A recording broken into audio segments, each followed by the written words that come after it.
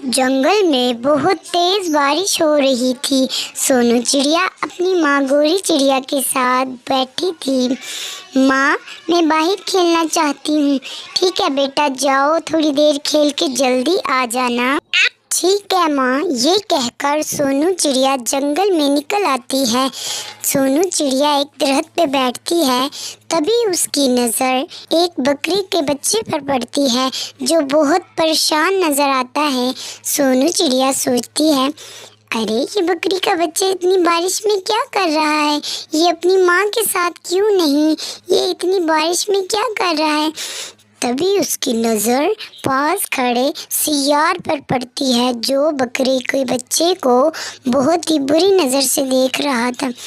अरे ये सियार कहाँ से आ गया? ये हमारे जंगल का तो नहीं।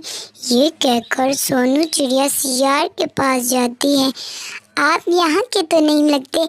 आप कहाँ से आए हैं? आप हमारे जंगल के तो नहीं लगते। हाँ, मैं इस जंगल का नहीं हूँ। मैं पास वाले जंगल से आया हूँ और बारिश के रुकने के बाद मैं चला जाऊँगा। ठीक है, ये कहकर सोनू चिड़िया गोलू बकरी के पास आती। गोलू, तुम अपनी माँ के पास क्यों नहीं? तुम इतनी रात को जंगल में क्या कर रहे हो? तुम्हारी माँ परेशान। मैं अपनी माँ के साथ जंगल में घूमने के लिए निकला था। तभी बारिश तेज हो गई और मैं अपनी माँ से बिछड़ गया। कोई बात नहीं गोलू, आओ हम मिलकर तुम्हारी माँ को ढूंढते। मुझे अपनी माँ की बात माननी चाहिए थी। मुझे माँ से दूर नहीं जाना चाहिए। कोई बात नहीं, आओ मिलकर तुम्हारी माँ को ढूंढते हैं।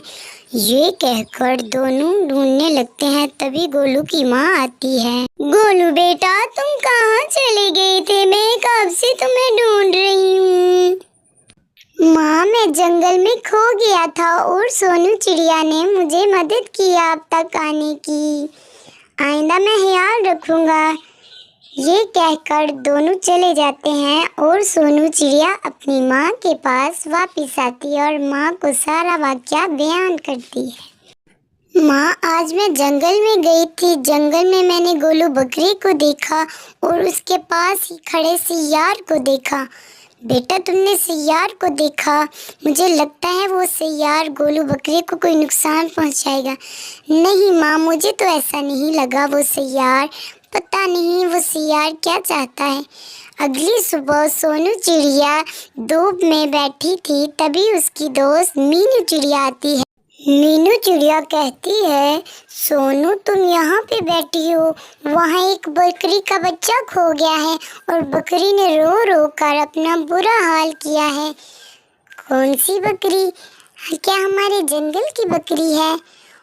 चलो मीनू, चलकर देखते हैं। ये कहकर दोनों उड़ के गोलू बकरी की माँ के घर आते हैं। तभी सोनू चिड़िया बोलती है, अरे ये तो गोलू की माँ है। इन्हें कल ही तो मैंने देखा था गोलू के साथ। बेटा, तुमने बहुत अच्छा किया, तुम आ गई मेरे पास। मेरा गोलू कल रात से नहीं मिल रहा। पता नहीं मेरा गोलू कहाँ चला गया। अब सोनू चिड़िया गोलू को ढूंढने के लिए निकलती है। तभी उसकी नज़र पेड़ के नीचे बैठे सियार पर पड़ती है। वो पास आकर कहती है, आप अभी तक गए नहीं? आपने तो कहा था मैं चला जाऊंगा बारिश रुकने के बाद।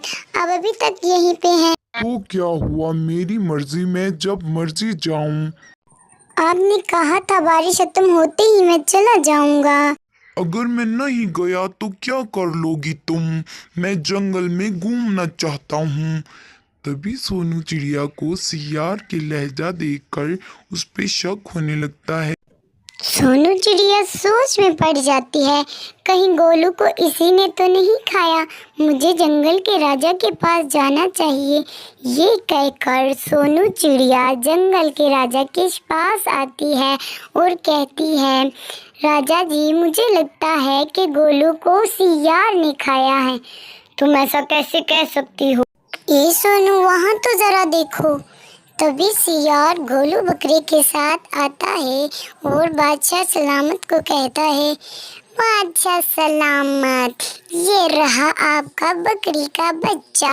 मुझे जब से पता चला कि एक बकरी का बच्चा गुम हो गया, तभी से मैं इस बकरी के बच्चे की तलाश में निकला और आखिरकार मुझे ये नदी के किनारे पर रोता बिलखता मिल गया और मैं इसे आपके पास ले आया। बहुत अच्छा किया तुमने, मुझे तुम पर फख्र है कि तुम मेरे दोस्त हो। दोस्त, तुम्हारा बहुत शुक्रिया, तुमने मेरी बहुत मदद की और अब तुम मेरे जंगल में जहाँ चाहो घूम सकते हो, तुम्हें कोई नहीं रोकेगा। तभी शेर राजा कहता है, सिपाहियों जल्दी करो, सोनी चिड़िया को कैद कर लो, इसने मुझसे झूठ बोला। राजा के सिपाही सोनू चिड़िया को कैद कर लेते हैं। अब तुम जा सकते हो। सियार को शेर राजा की गुफा से निकलते हुए मीनू चिड़िया देख लेती है और वो जल्दी से गौरी मासी के पास जाती है और कहती है, गौरी मासी, आज मैंने देखा मीनू को शेर राजा ने कैद कर लिया है और वो सियार घूम रहा है। मुझे तो पहले ही इस भेड़िए पे शक था, ये कोई ना कोई काम ज़रूर करेगा। अब इसने सोनू को कैद करवा दिया और खुद वो महान बन गया राजा की नज़र में। हाँ मौसी, उसने ऐसा ही किया, उसने झूठ बोला। हाँ, अबे हमको बहुत ध्यान से काम करना पड़ेगा। हमें अभी करना कुछ नहीं, बस इस भेड़िए पर नज़र रखनी है ताकि हमें पता चल सके आखिर ये भेड़िया किस मकसद से हमारे जंगल में आया है। ये कहकर दोनों भेड़िए का पीछा करने लगती हैं। सियार दिन भर जंगल में घूमता और दूसरे जानवरों को परेशान करता और उनसे खाना छीन कर खाता। अगर कोई जानवर खाना देने से मना करता तो उस पर अपना रोब झाड़ता। एक दिन सियार घूमते घूमते गोलू बकरे के घर के करीब आया। गोलू बकरा अपने घर के करीब खेल रहा था, तभी सियार उसे बुरी नज़र से देख रहा था। ये सब ऊपर बैठकर गौरी मौसी और मीनू चिड़िया देख रहे थे। चलो जल्दी से जाओ मीनू, जाओ बादशाह को बुला के लाओ, आके खुद देख लें ये सियार करना क्या चाहता है। जल्दी जाओ बादशाह को बुलाओ और बोलो कि वो देखे सियार गोलू बकरे को खाने लगा है।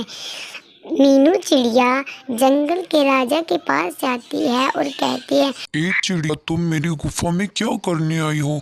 मुझे अब तुम जैसे परिंदों पर यकीन नहीं रहा। चली जाओ मेरी गुफा से जल्दी से। शेर राजा जल्दी करें, वो सियार गोलू बकरे को खाने वाला था। चलो चल कर देखते हैं, तुम्हारी बात अगर सच हुई तो।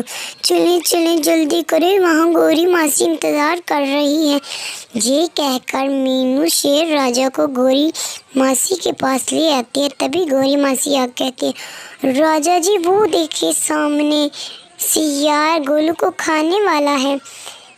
ये कहकर राजा पेड़ के पीछे छुप जाता है और मीनू मौसी और गौरी चिड़िया ऊपर खड़ी हो जाती है। तभी सियार गोलू बकरे को कहता है, बहुत मज़ा आएगा तुम्हारा नरम नरम गोश्त खाने को। ये आप क्या कह रहे हैं? आप ही ने तो मुझे पहली दफ़ा बचाया था। हाँ, मैंने बचाया था ताकि मैं जंगल के राजा शेर के सामने अपनी सच्चाई को जाहिर कर सकूं। अब मैं जो चाहूँ कर सकता हूँ, आप ऐसा नहीं कर सकते। क्यों? मैं ऐसा क्यों नहीं कर सकता? अब तो मुझे राजा भी देख नहीं रहा, मैं तुम्हें खाकर ही रहूँगा, अब देखना। बहुत दिन इंतजार किया मैंने तुम्हारा। ये सब जंगल के शेर राजा, गौरी मासी और मीनू चिड़िया देख रहे थे। भेड़िया बहुत बुरी नज़र से गोलू की तरफ देख रहा था और हल्का हल्का मुस्कुरा रहा था। और जैसे ही भेड़िया गोलू बकरे के ऊपर अटैक करने लगा, तभी शेर राजा जल्दी से दौड़ते हुए आया और उसने ये गद्दार सियार, तुमने मेरे साथ धोखा किया है। तुमने मेरे दोस्ती के नाम पर मुझे धोखा दिया है। अब मैं तुम्हें इसकी सज़ा दूंगा। शेर सियार के ऊपर हमला करता है और उसे जान से मार देता है। अब शेर राजा अपने किए पर शर्मिंदा है।